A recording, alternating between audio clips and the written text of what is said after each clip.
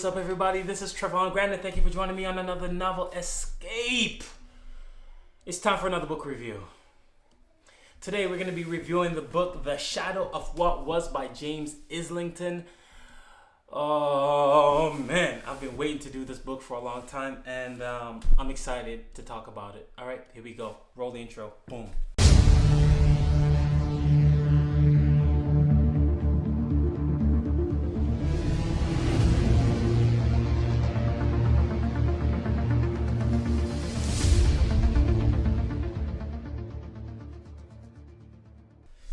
Alright, so a little bit about the book A Shadow of What Was.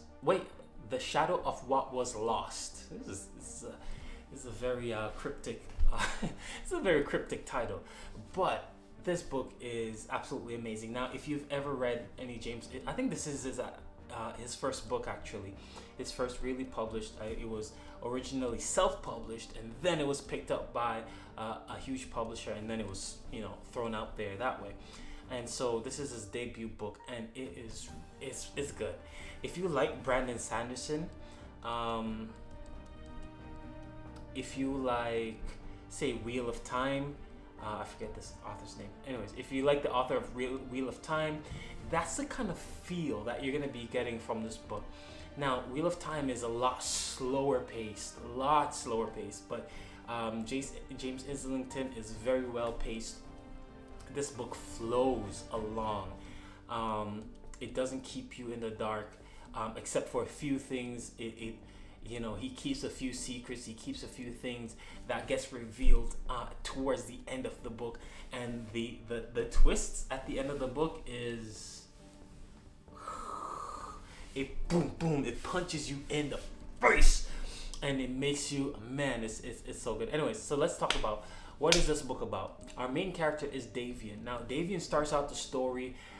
He's in the school where for the gifted. The gifted are people who have shown to have magical abilities and so on. So David is in the school because he manifested some ability to use the magic. But just because he manifested the ability, the way in which this whole thing works, right, is that people with magical abilities have been limited, and so whenever you're shown to have the capability to do magic, there's a mark that shows up on your skin. Now the mark has shown up on his skin, though when he's in school he has not been able to do anything. I mean, he knows the in and outs of magic, he knows all the theory, he knows everything, but somehow he's not able to do magic. One day something happens to his school and he has to leave because he's been put on a quest to go find to go secure a wall, right? There's a magical wall that has kept the kingdom safe, the realms safe for a long time, and it seems as if this wall is breaking down. And now Davian is told that he's a special type of augur, which is a special type of user of magic, I guess, and he has to go, and he's been asked to go and find a way to get this wall reestablished, rebuilt, and so on. Here, or Warrington, who also has his own secrets. He's a magic user, and he has Asha. Asha is another magic user, but right off the bat, in the beginning of the story, Asha is I don't want to reveal too much. Should I say that? Yeah, it's not a big deal. So Asha her magic ability is limited at the very beginning of the story because of something somebody did to her. And then Weir has some other secrets within this book that I will not discuss because it will ruin half the story for you. Okay, third of the way through the book, we come up with another main character, Cadian, and he has a lot of secrets. This guy has secrets up the wazoo, and because he has lost his memory, he is not able to remember what happened to him, what's going on. He doesn't know anything about it. So now part of the story is revolved around restoring the wall, the magical wall that's protecting their realm. The other part of the story is revolved around restoring Cadian's memory. Is it Cadian? How you say it? Yeah. Cadian's memory. And so, but the more they restore his memory, they realize, or the more memories he gets back, they realize that there's more stuff to it. This story is so, it's woven so deeply that I don't know, I really appreciate it. I really like it. What I liked about this book, again, the storylines of each one of these characters are woven in such a way, man, that it's just fun to read them. None of them are boring. They're all very likable, and I think that's awesome. I don't want to say flaws, because they all do have their flaws, but he doesn't kill them and overburden them with flaws so much so that it kind of tips the scale from likable to dislikable. You know what I mean? Because I've come across some books where the flaws of these characters are so heavy that I was like, why should I like this character? Like, I don't. Like, why am I reading this book? I shouldn't, and I end up quitting. So in this book, there's also some time travel. So when you include, I don't know if you've ever tried to write any time travel stuff, but time travel can really add some complexity to your story, because now you're thinking, okay, if you travel back in time and it affects the forward time, and anyways, so Davian has found a way to like do some like time travel or whatever, or travel between and in and out of time and all this other stuff, right? So then the future him shows up, and it just completely is like, what? Man, I can't even say anymore. Like, it's like this. What I don't like.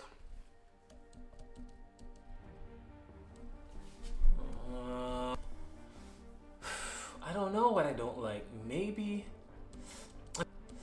I mean, my general problem again with most books these days is that I don't feel the danger of the main antagonist. I don't feel the danger of the main enemy as heavy these days. I'll draw a reference to this in Wheel of Time. The last few books of Wheel of Time, dude, like, I couldn't breathe halfway through that. Like, I couldn't breathe halfway through that, because I'm like, dang, this enemy is unstoppable. Like, how are they gonna win this war? Like, it was that serious for me in Wheel of Time. I just don't see that in a lot of books these days. And that's probably my main issue with this book, is that I don't feel the danger. You gotta realize, like, again, Wheel of Time, like, you would have a goat. I don't want to say goat. I want to say like a cow or whatever, and you slaughter your cow to eat, and then within 20 minutes of slaughtering that cow, the meat would spoil. Like, and that was because of the enemy and what he was doing to the world. I was just like, dude, that's serious. You see what I'm saying? So again, I'm comparing it to that. I don't feel the urgency. You know that there's something bad coming, but I don't feel the urgency of it as much. I mean, the characters are pretty cool. The world is cool. It has this familiarity to it that draws you back to Wheel of Time, draws you back to Stormlight Archive with Brandon Sanderson, and maybe even some of, probably not the magic system of Stormlight Archive is different, but the world and the setting and just the pacing and the plot of the book is very similar to like Brandon Sanderson, Wheel of Time, stuff like that. So it kind of has that nostalgic feeling that comes along with it.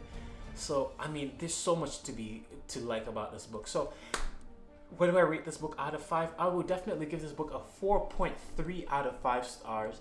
Again, mainly because of that one thing where I don't feel like the enemy is as. Thank you so much for joining me on another novel escape.